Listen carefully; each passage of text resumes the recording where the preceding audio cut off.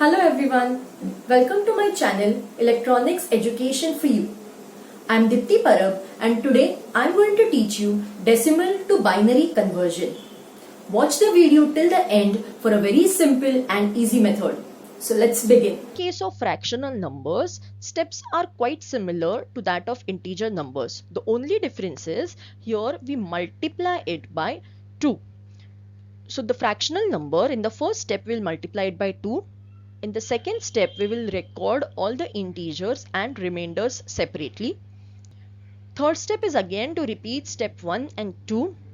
And the last step is to write down the remainders in forward order. Remember here we have to write down the remainders in forward order, exactly opposite to that of double method. Let us take an example. For example, I have 0.85, a fractional number.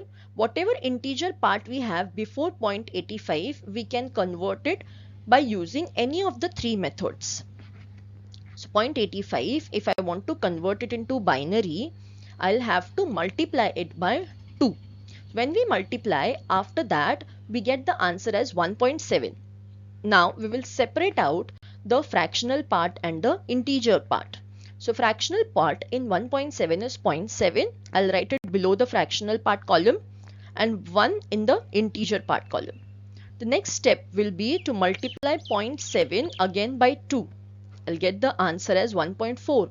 Again, do the same thing, separate out 1.4 into fractional part and integer part.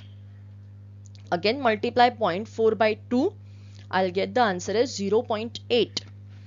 Separate out the fractional part and the integer part. This can be repeated for 4 to 5 times or till we get the fractional part as 0. Okay, not the integer part, the fractional part.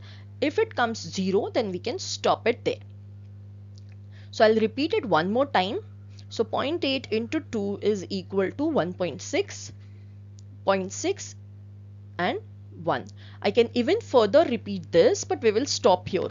You can do it for 4 to 5 times or till the requirement. Now we will note down all the integer part in forward order, that is from top to bottom. So 0.85 in binary is equal to 1101. So this is how we convert fractional decimal numbers into their binary equivalent. This is a small assignment. Solve all these questions and write the answer in the comments. I'll write the answer in the description box.